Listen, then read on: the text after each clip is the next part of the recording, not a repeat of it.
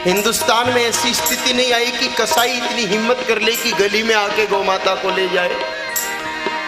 मैं उन लोगों की बात कर रहा हूं जो असली कसाई है।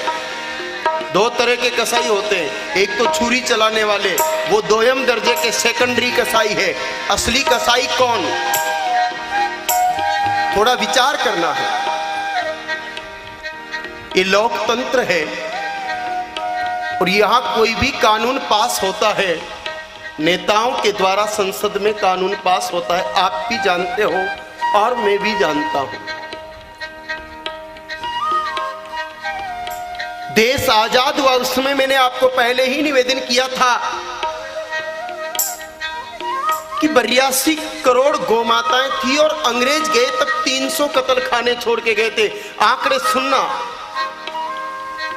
आंकड़े आप कान खोल के सुनना।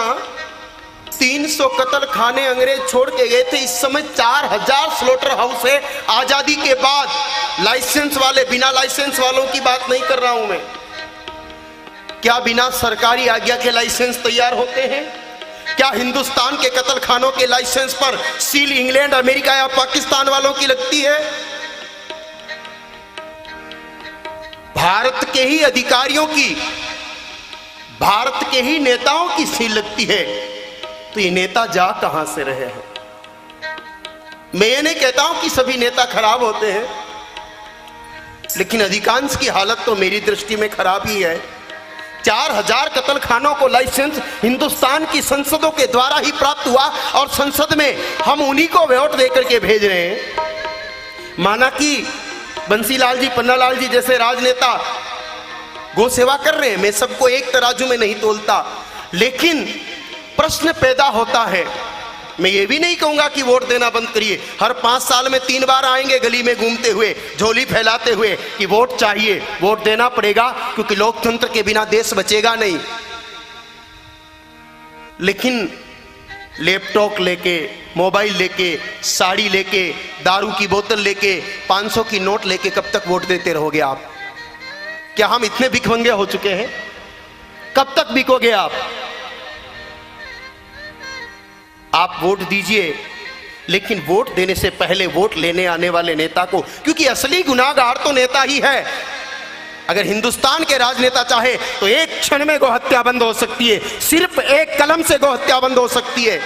एक क्षण में गाय माता राष्ट्र माता बन सकती है। जब ऊंट राज्य पशु बन सकता है, शेर राष्ट्रीय पशु बन सकता है, मोर राष्ट्रीय पक्षी बन सकता है, तो जगत की माता गाय माता राष्ट्र माता क्यों नहीं बन सकती? अगर ईमानदारी से कलम चलाना चाहे तो 1 मिनट लगेगा कलम चलने में। गाय माता राष्ट्र माता भी बनेगी और गौ हत्या हिंदुस्तान से समाप्त भी हो जाएगी। सरदार वल्लभ भाई पटेल की यही सोच थी कि देश आजाद होते के सबसे पहले कानून बनेगा और गाय माता को पूरी तरह से वध से बंद करवा दिया जाएगा, गौ हत्या पर प्रतिबंध लगा दिया जाएगा।